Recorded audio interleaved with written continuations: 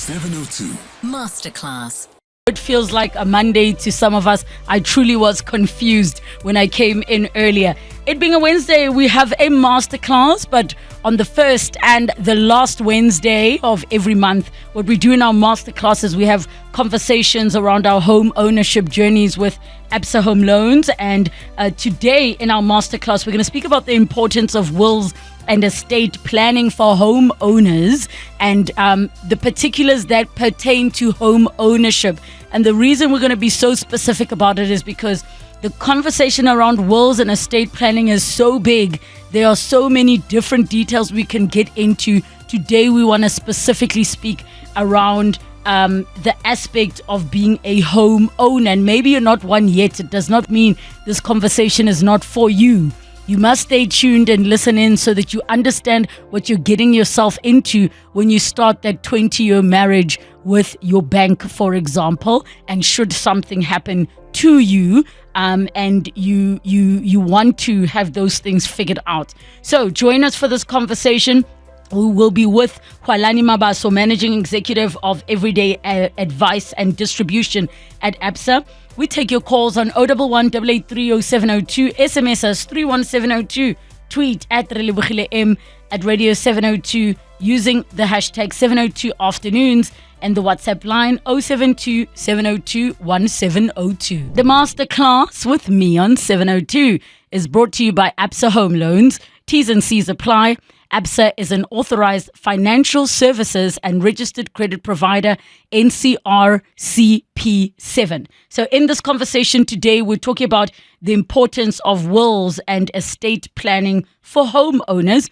We take your calls on 011 883 0702 and the WhatsApp line 072 702 1702 as we journey in this conversation with Hwalani Mabaso, Managing Executive of Everyday Advice and Distribution at Absa. But before we welcome her, let me remind you we've got 5,000 Rand to give away. And all you have to do is listen into this conversation. Listen carefully, because cash money, I get you were saying earlier that the key to a good life is money. Imagine free money, that all you had to do was listen to a conversation on 702 afternoons, and Absa is like, here you go, here is 5 grand. So make sure you listen in. And if you're not sure, head over to the socials as well of Absa as they continue to want to hear from all of you around the home ownership journey. We are going to pose a question to you, and the answers must come on the WhatsApp line. Let me be clear. The WhatsApp line, that's 072 702 1702. Hwalani, welcome. So glad to be talking to you now face to face. How's it going? Thank you so much for having me. I'm glad. It's lovely to be here. So let's first start with wills and estate planning. Do we find that in this home ownership perspective, many people actually start to think about estate planning and wills now when they have a home, because some just don't see a need if they feel like, oh, well, I don't have assets. I don't have things in my name. Now when it's like, yay, I'm buying a house. Now you're like, I need to have a will. Is that a trend that you see in your space? Hey, that's actually correct. I think a lot of people think wills, they think, what assets do I have? Before they can actually put, motion in activity, just making sure that Yes. they can put it together. So it is correct to say that people don't think about putting a will if they don't have assets in most cases. And that's definitely something that we need to change as South Africans, because it's not only about the assets. There are a lot of other things that we can delve into, such as having children, that actually requires you to have a will in place. I mean, if we look at it, according to a recent survey, 86% of South Africans have not updated their wills in over 5 years. And it could be a big problem, because a lot of things happen in the period of 5 years, not just, okay, I'm cutting you out my will type of things. You might now have become a parent. You might now have bought a property, for example. And over 70% of South Africans die without a will at all. So I think it's so important that we're having this conversation. So when we look then at estate planning in the context of homeowners, do you also think there's a misconception that, well, it's technically still the bank's house, so why would I need to, and also, do some people have a misunderstanding as to what happens if you do die and you're the one that is paying for the house and there would be no one to take over the bond? Do you think there is a misconception about what happens? Because maybe we start off by you telling us, if you don't have a will and let's say you're halfway through your bond, what happens to your house if there's no one that's like, guys, I got this, I'm going to pay? What actually happens? Yeah, so it's a very important question that you're asking, because when you die without a will, you're actually dying interstate, which essentially means that you're leaving it, let's call it government, to actually decide what happens to your property, which actually means that we will have to follow the interstate succession law to deal with your estate. So when we bring it closer to home in terms of your home ownership journey, we have to remember that, yes, you might be paying for a bond, but there are instruments that you might actually have that are attached to your home, such as having a life cover or having a credit life that actually covers for that bond, which essentially means that you will then have ownership of that house. But if you're not very clear on Wait, how... when you say we'll have ownership, as in posthumously, Correct. you have ownership for it to be inherited. Because remember that with credit life, what happens is that we will then settle whatever that is outstanding on that debt, which then will give you ownership of that property. So if you die interstate and you have now this credit life that is actually helping you to settle this debt, or a life cover that's helping you to settle this debt, you now have this property, but you've actually not told anybody what should happen with this property. Essentially, what would then happen is that it will have to be dealt with according to interstate succession law. If you've got children, then it will evolve, it will go to children. And if you do not have children, then it will then go to parents and then siblings and areas such as those. So it's quite imperative that when you look at a will as an instrument, understand that it also has implications for you in terms of the property that you have. So just from what you're sharing, let's assume that the person did not take any kind of life insurance for their property. Or are you saying that now if you're going to go for a home loan, it almost becomes like financing a car where you have to take out insurance? Definitely. So one of the things that we often advise clients to do when they purchase a property is to make sure that they've got insurance that could cover for that debt, which essentially will enable you to still keep the property, or for your children to keep the property. And we've got to remember that this is not only when you die, this is also when you have things such as disability. If disability happens, we then can also be able to cover for that. If you are having severe illness as well, it will actually help you to still have that property. So it's not only just when you die, it's also when circumstances change in your life that can actually lead to incapacity as well. Okay, we're going to take a break. When we come back, I want to pick up just from where we left with this part of the conversation.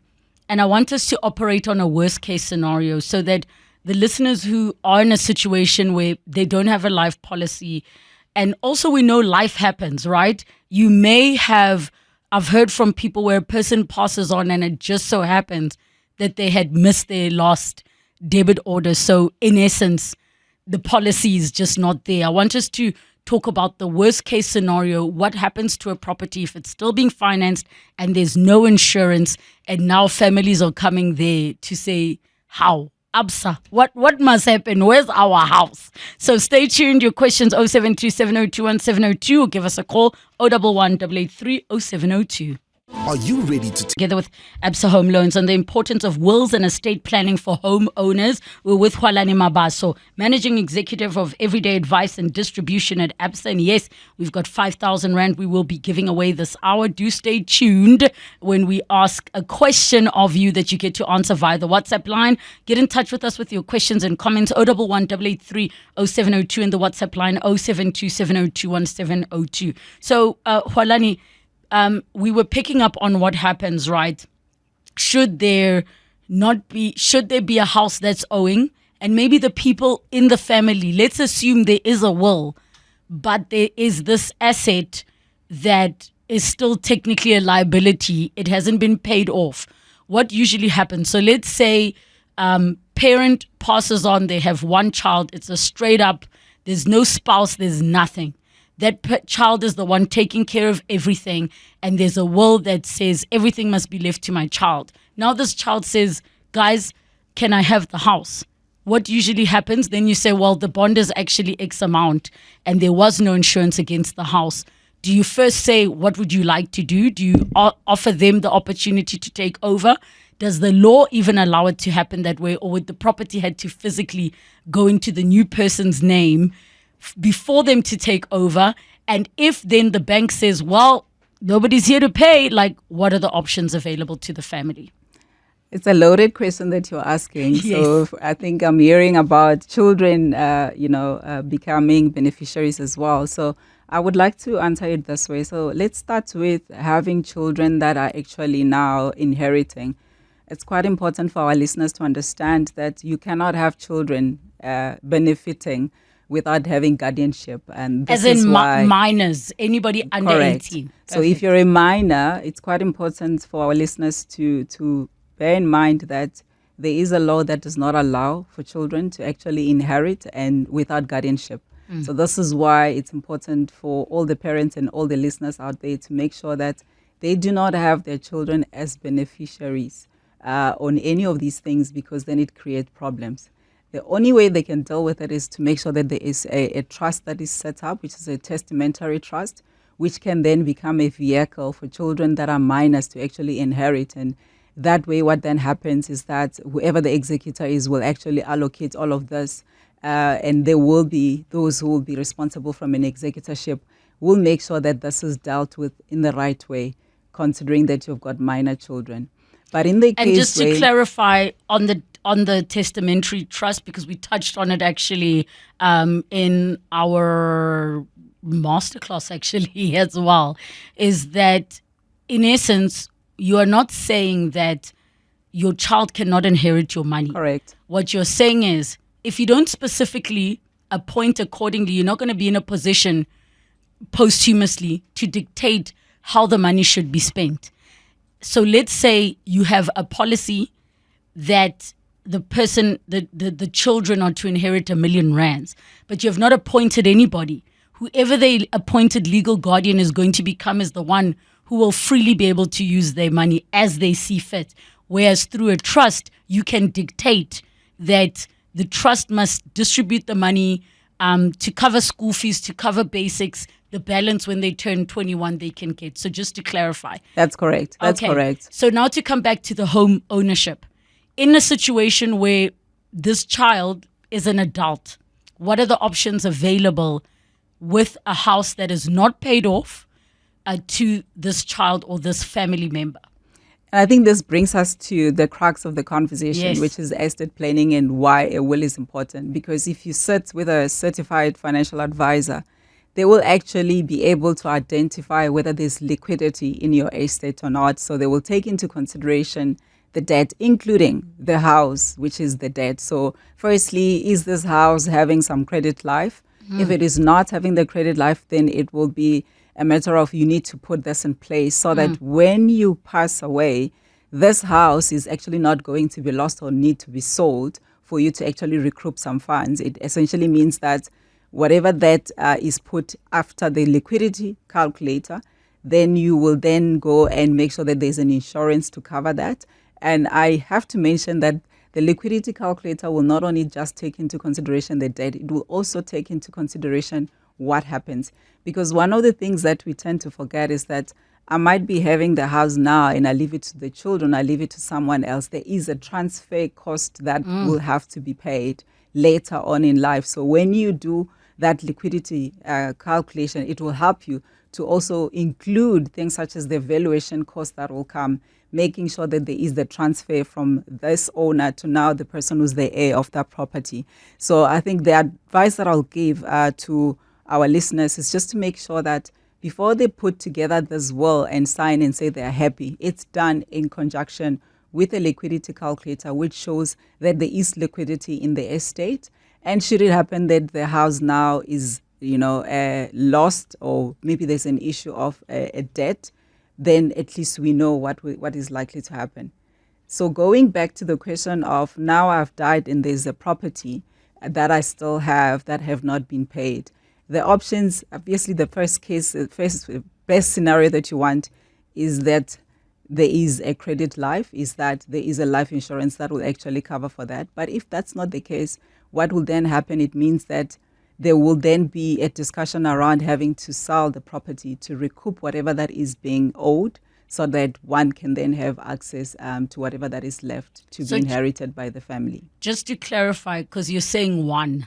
Yeah. Does that mean you are saying to the family, you guys can try sell the house within X amount of period, because then bond payments are going to stop, right? So I want to know practically, what are you saying to this person who is like, what are my options? Are you saying we're giving you a month to try sell the house? And how does it work? Or is the bank saying we will?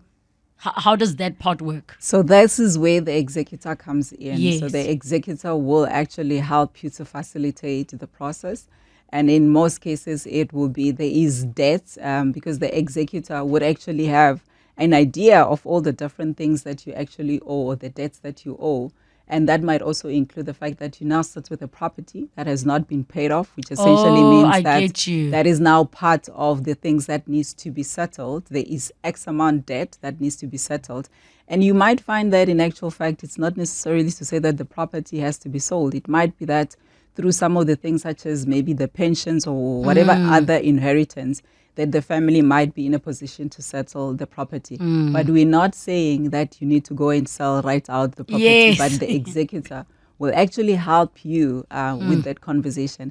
And this can only happen because now you've put together that will that says, should I die, I've got this person who will become my executor, or I've appointed an institution or a lawyer, it could be a bank, who then can actually act as an executor for you and help you and journey with you to make sure that you take the right decision. And I think I'm glad with how you're sharing. In essence, you're going to be sitting with either the government appointed executor or somebody you've appointed and put to be in charge of your affairs. They look at the holistic picture. Correct. So whether you're a homeowner or not, the process would be similar. The only difference is in the pool, that is just going to be quite a big conversation to say, all right, this is going to determine if you're keeping the property or not. But what are you seeing is happening in terms of people? What is the trend and what they decide to do? Because sometimes it does sound all good and well. Great, I'm inheriting a house. But in real life, the maintenance, I have friends whose mom passed away. It was just too expensive to keep a house in a town that none of them lived. It did not make financial sense. They ended up needing to sell the house. But exactly like you say, they had to spend a lot of money to go through that whole process. I think what we need to encourage each other on out there is to make sure that we're having conversation around death and be comfortable that, things such as property ownership is real. As parents, we need to be having conversation with our children to say, one day I am going to die, and should this happen, these are my expectations, or these are the things that you need to be aware of. What I do tend to find is that people are not having conversation. You can even give it a try and go ask your parents and say, hey, so if you pass away tomorrow, you who's want gonna to kill me? You're trying to kill me. That's exactly what they're going to say, right? But in actual fact, we should be having conversation around the table as family to say, if anything is to happen to me as a parent, these are my expectations, these are the ways and the things that you can follow, and this is how you need to navigate it. And we should not shy away from having this conversation, because the reality is, one thing is for sure, you're going to die. The question is, how are you going to leave your family being comfortable to take the decision and make sure that they're guided the right way? So I think I would really like to just encourage the listeners to say, yes, it's great to have the property, but in some cases, it might be that it's a property that is too big for you to keep. that you might want to have other options, pass it on to the other person. It might also mean that there is a decision around this being a family home, which then we creates know. even much more problems. Yes. But if that's the case, then it means that people must understand the responsibility that comes with that home and the home ownership journey that they are on. You're still going to have to pay for a lot of things, making sure your rates and taxes are taken care of. And we're gonna come back as well to all of that when we come back from the news, and we continue this conversations just after 2:30. Time for your latest in Eyewitness News headlines. Absolutely devastating new ownership journey that we do every first and last Wednesday of the month between ourselves, 702 and Absa Home Loans. And we are going to continue providing expert guidance and practical tools. I see your questions coming in around wills and estate planning in general. Today's conversation is very specifically within the context of home ownership. So what I'm going to do before we welcome back our guest, we have some money to give away. And I will tell you the question when we come back from our next ad break. Stay tuned. It is fastest fingers first on the WhatsApp line. And it is around something we mentioned in this conversation. So you better have been listening. Your calls on 011 883 0702 and the WhatsApp line 072 702 1702. We continue with Hwalani Mabaso, Managing Executive of Everyday Advice and Distribution at Absa. And I want to come back to now, we are emphasizing the importance of wills and estate planning. Why is it so important in the context of a home ownership journey? Do we find that there are so many dynamics when it comes to houses? And I'm not going to specifically say us as black people, but we know it's a problem that when somebody dies, people have already budgeted with that house. Do you find that to be the case? And I'm sure this applies to all types of races, creeds, religions where there are fights about homes. I think it's not a black and white issue, to be quite honest. I think it happens across the board. And this is because we have not taken the time to clarify, how this very important asset that we've got in our family should actually be handled. And this is why when you've got proper estate planning, someone will actually help you to really make sure that the conversation is clear. And this is why the will plays such a crucial role, because then you can actually diffuse any of this, legal issues and disputes that can happen in families. I mean, let's call it what it is. Families members don't speak to each other because the house now is in so-and-so's name, or we are in disagreement. So the reality is we see more and more of individuals out there sitting with challenges because they have not clearly articulated what should happen to the assets and the property that they should have. So it is bound to happen. If you're a listener and you're out there and you're not taking care of it, trust me, your family is going to go through a similar challenge. So to ensure that we can get that right, let's have the conversation.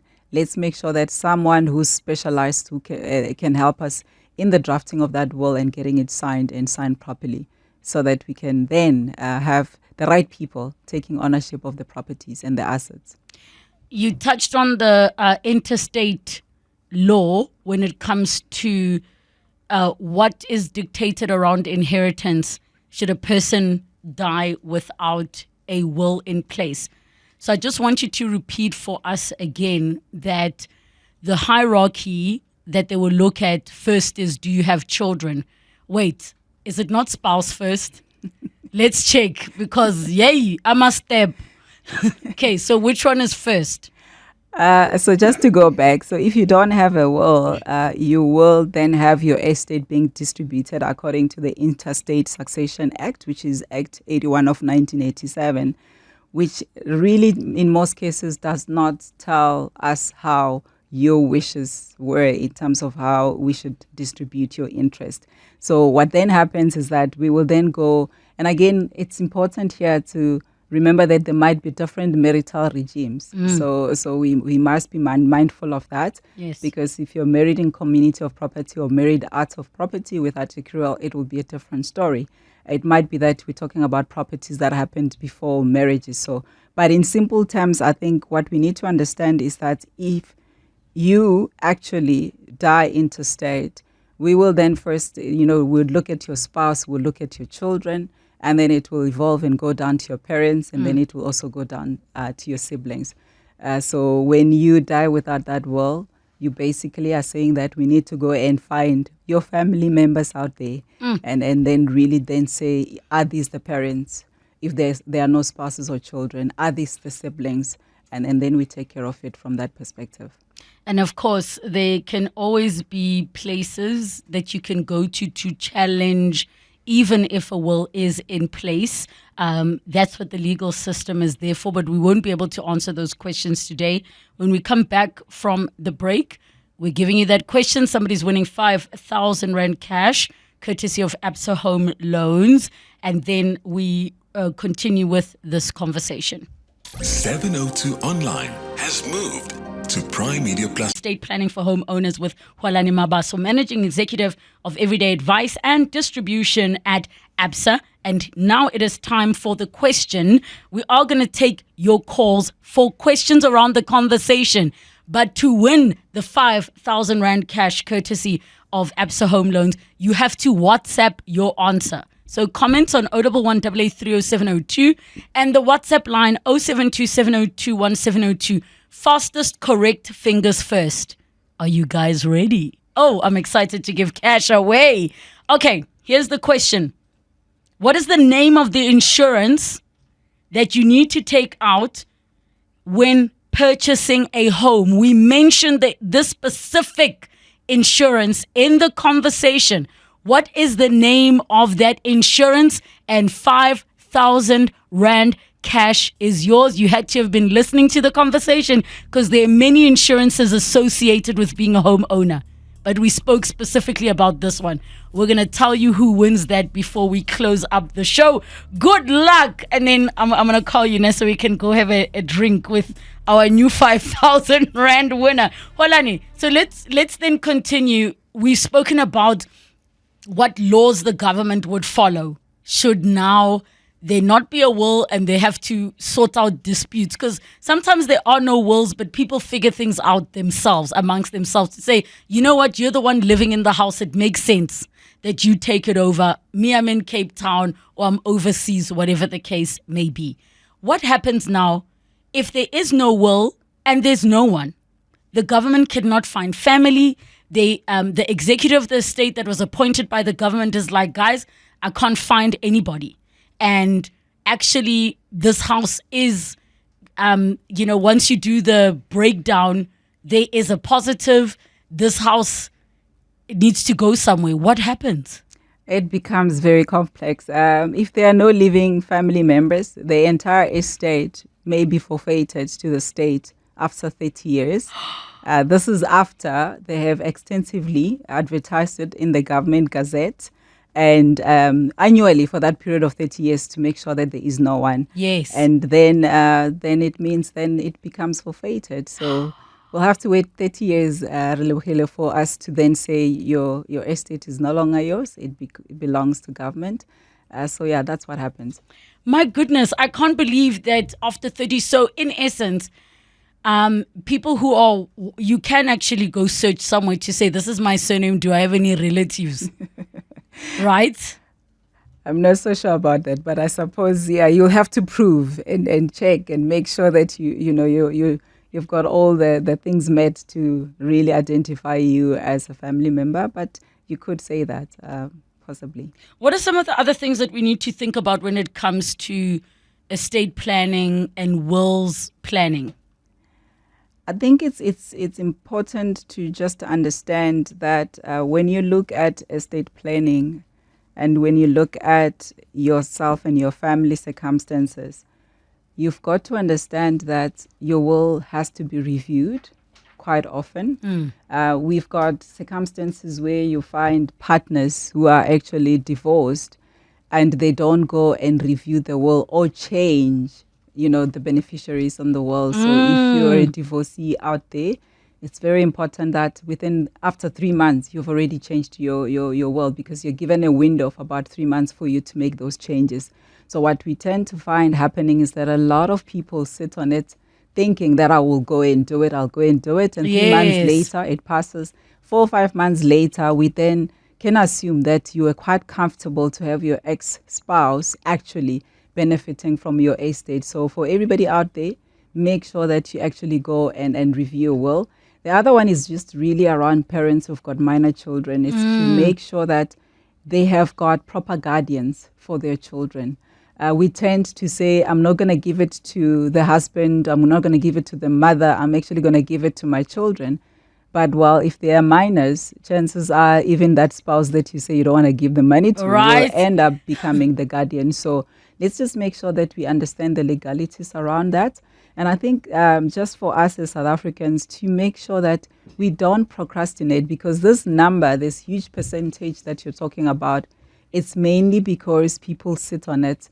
You know, they plan and say, I'll do it tomorrow and end up not doing it. So go and see a financial advisor who can actually assist you with the drafting of that will, make sure that the liquidity is done so that when you die or there is incapacity, at least your affairs are sitting in order. Otherwise, you leave your family with a headache and you leave your family with a lot of issues that they have to address without you being there. Definitely, definitely. And I think it's so important that you're mentioning us and then mentioning all of that. And a reminder, you don't have to be rich in assets and having so many things to be a person who's drafting a will. So every South African must just get into a habit. So a trick that I use is I use my birthday or beginning of the year as the reminder to do all those important adulting things that we get absolutely exhausted of doing. So don't forget to draft your wills, get your estate planning going, and ask your financial advisor. You can even walk into your bank and ask the questions that you need to. Now, it is time to find our winner.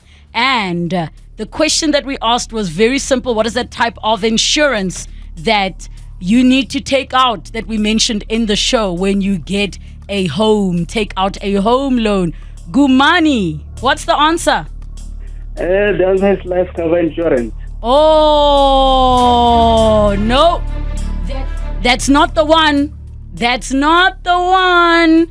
That's not the one. All right, let's get a winner on the line. Unfortunately, Gumani, that was not the one. So we're going to get somebody on the line just before we close the show. But what we are going to say is thank you so much for tuning into the 702 Masterclass with me, brought to you by Absa Home Loans. Come back every first and last Wednesday of the month for more conversations with property industry experts guiding you on the next chapter of your home ownership story, wherever you find yourself on the journey. And we still have that 5,000 Rand we're going to give away in a moment. Make sure you go to the 702 Facebook and X pages for a chance to be the next winner. Absa Home Loans is committed to housing the nation, one home ownership story at a time. Your story matters. Absa, T's and C's apply. Absa is an authorized financial services and registered credit provider. When you're married with kids and still driving a sports car? It's wheelie time for an SUV. When you're the only guy with a bucky and your weekends are packed with movies? And we asked a simple question in our masterclass brought to you by Absa Home Loans. What is the name of that insurance that you need to take out when purchasing a home? The specific insurance we spoke about in the show today. Brendan, how are you doing? I'm fine, thanks. Yourself? Good, good. Where are you from? I'm calling from Pretoria. You calling from Pretoria. What is the answer? Credit life insurance. Yes! Congratulations! 5,000 Rand is yours, courtesy of Absa Home Loans. Stay on the line so that we can take your details. Congratulations. You've won 5,000 Rand for sharing and being a part of this home ownership conversations we're having. Don't forget to go to Facebook and X pages for 702 for a chance to be the next winner. Absa Home Loans is committed to housing the nation, one home ownership story at a time. Your story matters. Absa T's and C's apply. Absa is an authorized financial services and registered credit provider, NCR CP7. Thank you so much to our guest, Hwalani Mabaso, for joining us on this conversation. We're back again in the first Wednesday of the month.